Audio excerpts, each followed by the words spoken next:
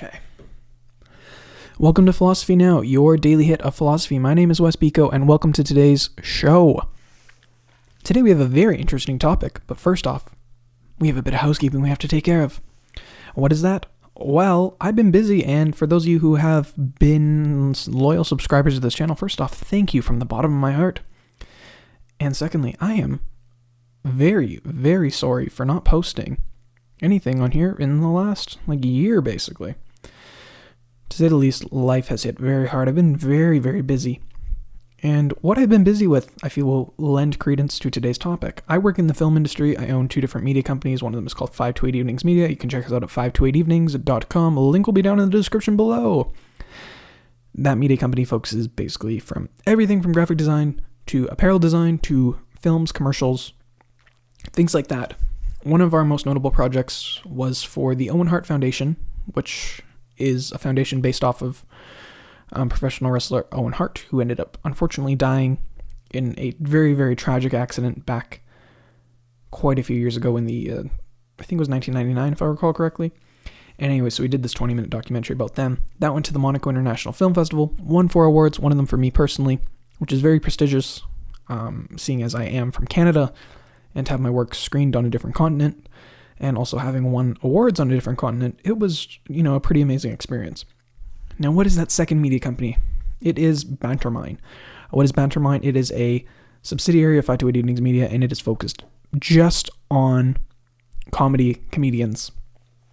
Stuff that is a bit too inappropriate for our main channel, since our main stuff and our main company here, that is focused more towards, the business side of stuff. That's the stuff we make the money off of, whereas Bantermine is more stuff that we just find funny. So for instance, we've been working on this big series called Kai the Australian Guy.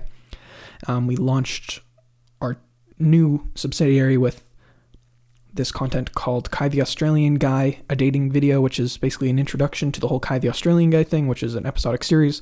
It's going to be coming out later in 2016. But I'd recommend go checking it out. It's about this Australian dude.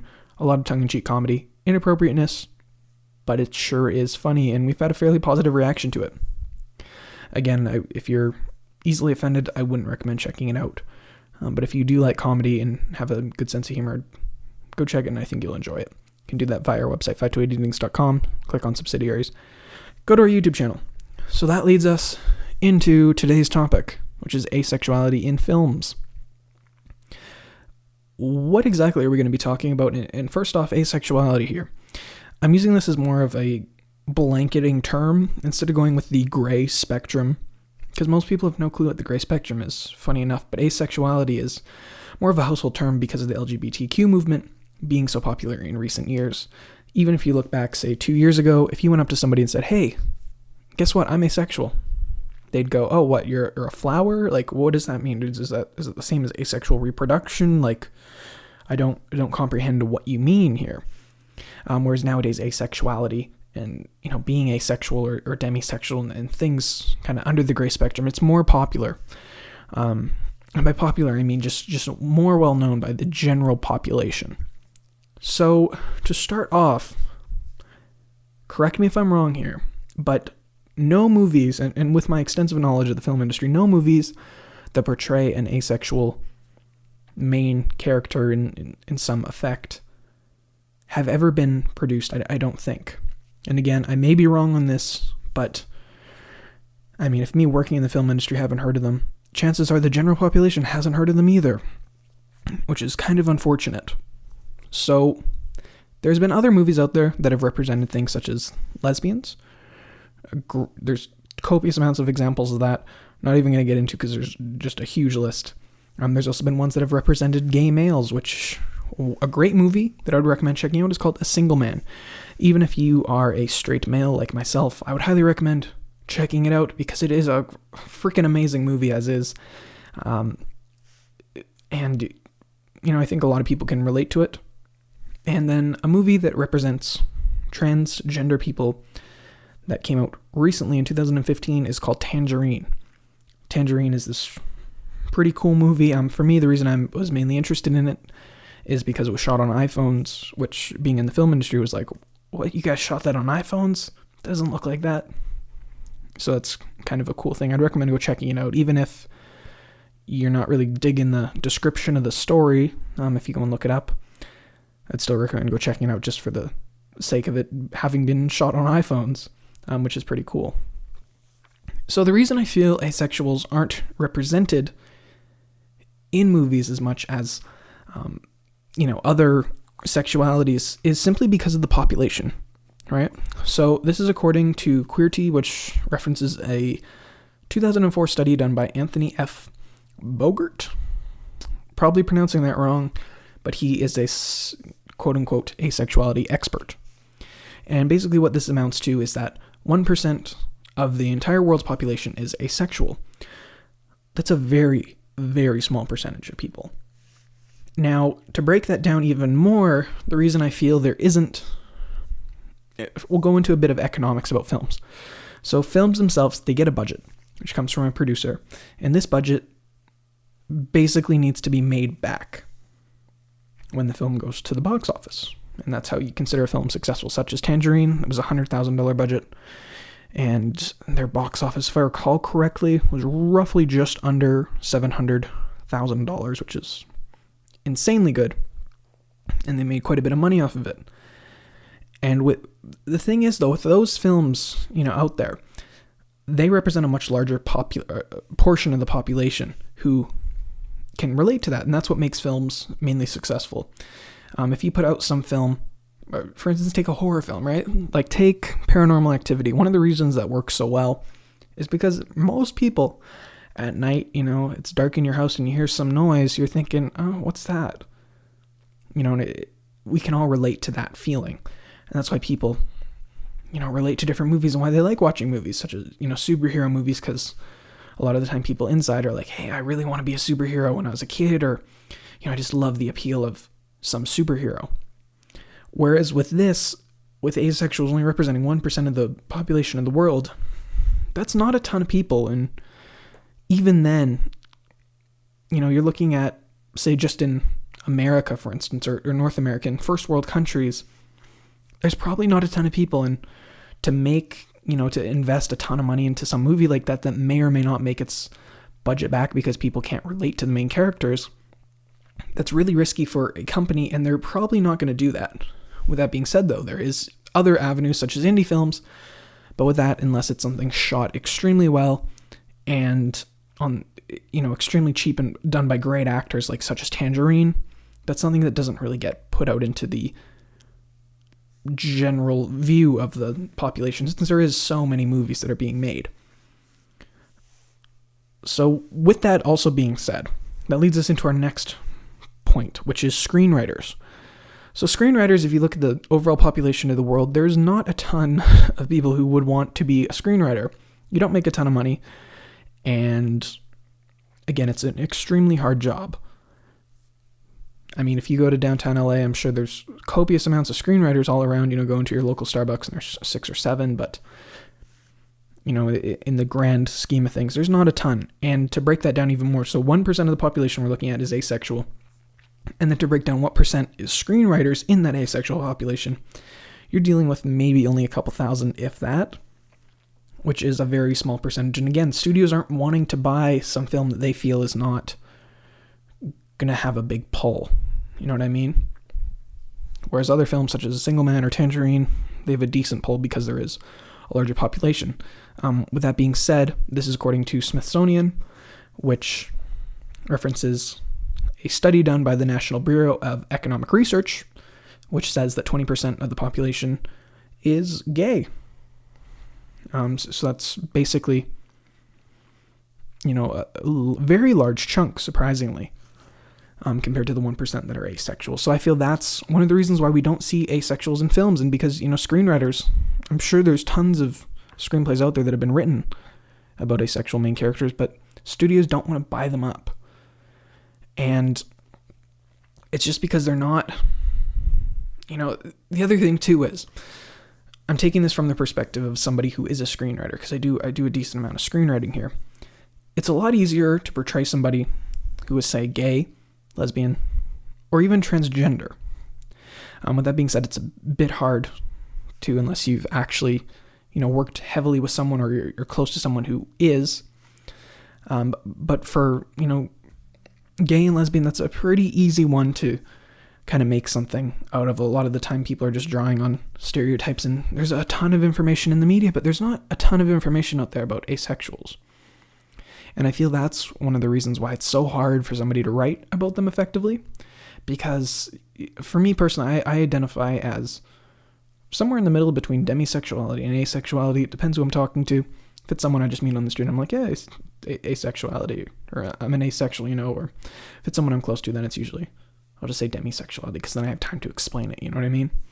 And I know for me, like, I could write something about that, but then I talk to one of my friends, say, who's another screenwriter, and I say, like, hey, like, do you know what this is, or could you write something about it? They're like, well, no, I don't really think I could, because that's kind of hard to represent properly. And also, too, in the gray spectrum, there's not really a set thing of, like, you can go look up on Google, like, okay, what does it mean to be asexual? There's, 50 different terms you can find, and things that kind of describe that, but then there's also contradictions to that, and then it's also dependent on how the person views themselves and, personally identifies, and I think that's just hard for a screenwriter to properly portray and accurately represent in the proper way, and that's why I feel there hasn't been a lot of those done. So that's kind of, we're heading towards the tail end of this podcast now, but that's the main reason I feel there haven't been any films that represent, asexuals in some really positive light. And I think it's very unfortunate because the truth of the matter is I think it would be a lot easier for people to understand if there was some movie that came out that accurately portrayed it, and also to just portrayed it in a positive light and brought it to the public's knowledge that, hey, that this thing exists, and here's what it's about. And it's not what you've learned in school with the, it's a plant.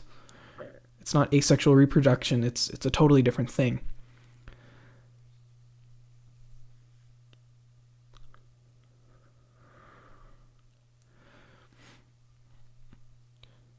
Overall, though, I feel the responsibility for this coming out doesn't just fall onto, screenwriters themselves, but also studio heads. At the core, studio heads try to make money. Guarantee you there's tons of indie filmmakers out there who are like, hey, I'm asexual, I want to write this cool story, I got it all written. Do you studio heads want to purchase it and we can make this cool film? And chances are the studio heads are going to be like, no, it's, we're looking for more like the next Superman versus Batman or something like that. And that's just unfortunately how the film industry works. And then even if some indie filmmaker is like, okay, we got all the resources, we got funding from some private entity, we've been saving up money, let's make it. After it's made, the distribution channels, there isn't much aside from, maybe Netflix, as is, that's completely flooded with stuff, overflowing with all these things. And it's extremely hard to get a meeting with Netflix execs. So say it's put out on something like Vimeo Plus. It's a great, not Vimeo Plus, but there's a platform done by Vimeo, which you can go put out your movies, or even on iTunes, right? That's only going to reach a small audience, because then it's, kind of up to the consumer of, okay, well, am I going to watch this, or am I going to watch the next Superman versus Batman? Chances are people are going to go towards the Superman versus Batman. And then that moves us into the other area of documentaries. Documentaries are extremely hard to get funded. So if somebody was to make a documentary about, say, asexuality as a whole, chances are they wouldn't get funded. For me, I'm working on a documentary about mental illness. And in terms of funding, it has been one of the hardest things I've ever had to do in my life. We had a budget of $6,000 because I'm doing most of the work myself. I can do editing, camera work, directing, interviewing, lighting, everything myself. And I have a lot of equipment that I've bought over the past year or two from working in the film industry. But even then, we were only able to raise roughly 3,000 Canadian dollars out of our $6,000 budget to make it happen. And that's super low end, with none of us getting paid and most of the people working for free, and even us having to do our own legal work, which is a bit unfortunate. But documentaries themselves are really hard to get funded, so that's another reason I feel you don't have, in culture, a bunch of, films coming out, or even commercials and stuff. That's another big point here, is with commercials. There's been quite a few commercials that have come out featuring a homosexual relationship, and they're pretty awesome commercials, and they're fairly clear and concise. But I think with asexuality, because it is so much of a deeper thing, because it's not so much where you can show somebody kissing someone like in for instance, a homosexual commercial, for instance, portraying two homosexual characters. You have two guys kissing each other, two women kissing each other, and you go, oh, okay, they're gay. That's pretty easy to identify with the general population who has no extensive knowledge about it. But then with asexuals, it's a totally different thing, where if you have somebody who's there and somebody's trying to make, say, sexual advances on them in the commercial, and they're like, hey, I don't want this. That can be contrived into 50 different thoughts of what does that mean. And chances are not really any of them from the general population's perspective are going to be, oh, that guy's asexual. It's going to be, oh, he doesn't want it, or he's gay, or he's this or that, or this or that, And I think that's kind of what it comes down to, is it's such a hard thing to portray in especially a short amount of time, like in a commercial or something. And films are really the only way to do that.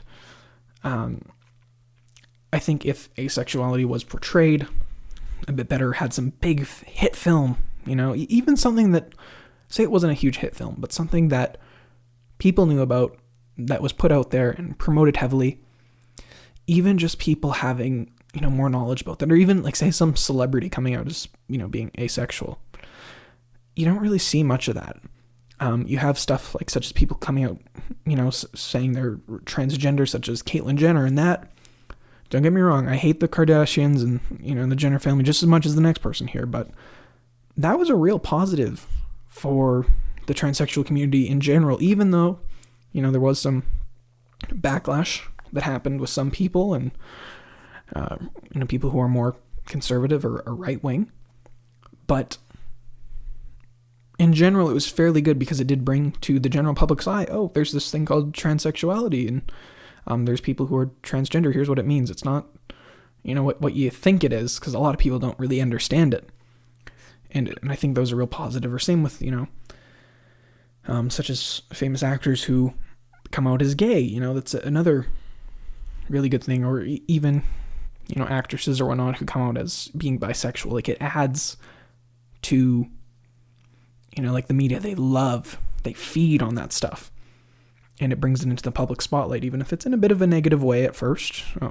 Because again, they're kind of profiting off of how somebody was born and how they feel. It's a weird kind of area, a gray area, if you could say.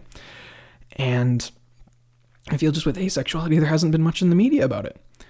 So simply put, to say the least, I have been working on a screenplay about this asexual kind of main character in this, love story-ish thing, because it's not so much somebody who's asexual can't experience love.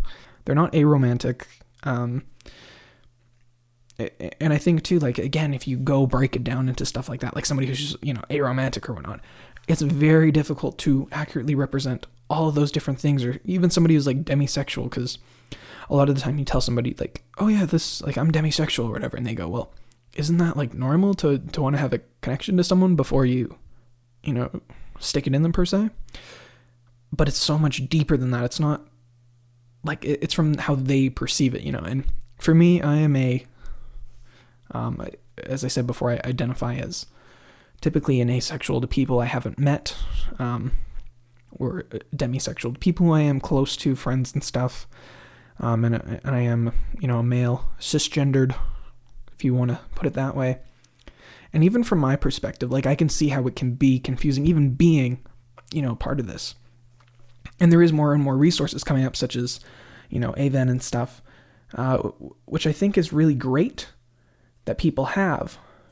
But at the same time, it's not in the public spotlight as much as it should be. One other thing that I mean by this is, for instance, right now I'm just pulling up the AVEN Twitter. They have 6,000, almost 7,000 followers right now. That's an incredibly small percentage when you look at, other stuff such as GLAAD. For instance, I just pulled up the GLAAD Twitter. They have 301,000 followers. That compared to AVEN, which is the leading, and to my knowledge, one of the only asexuality kind of groups that, brings about awareness, that's a fairly small number. And again, with only 1% of the population, it's pretty difficult to get that into the public eye. So that's, in conclusion, the reason I feel there isn't much talk about, the gray spectrum in films and in pop culture is simply because there, is not a huge percentage of people in the world who identify as that. And the world is run on money, unfortunately, and as sad as it is. And that just kind of contributes to, people can't get their ideas out. Like if you have some asexual screenwriter, as I said before, they can't get their stuff sold to some studio because the studios are like, well, we don't know if we can make our money back on this because it's a small chunk of the population. And for movies to work, they have to be something that somebody can relate to. So this is the conclusion of this podcast. Hope this explains a little bit more of why I feel there is no asexuality portrayed so heavily in films such as, other sexual orientations or gender identities. But to say the least, hopefully in the coming future and with, the LGBTQ movement becoming more popular, that it will kind of surface and it'll give a chance to asexual screenwriters or writers or, actors or actresses who are asexual to kind of bring more awareness to it. As well, I'd highly recommend you go check out Aven. Their link to their website and stuff will be down in the description below. So if you are somebody who identifies on the gray spectrum, go check it out. They have a lot of information there. And again, just draw more people towards them because I think they're doing quite a bit of good work. And, at its core, I think it's pretty good that we'd have this now for people who do identify, such as myself, as asexual or demisexual or anything on the gray spectrum. So thank you for listening to this podcast. As I said before, go check out our website, 528evenings.com. And if you have any suggestions or comments about either future topics or just about this podcast, such as if there's any asexual movies out there, let me know. Haven't heard of any, but let me know. So yeah, if you have any suggestions, let us know. You'll see a new podcast coming out pretty soon. I recorded that with my business partner from 528 Evenings.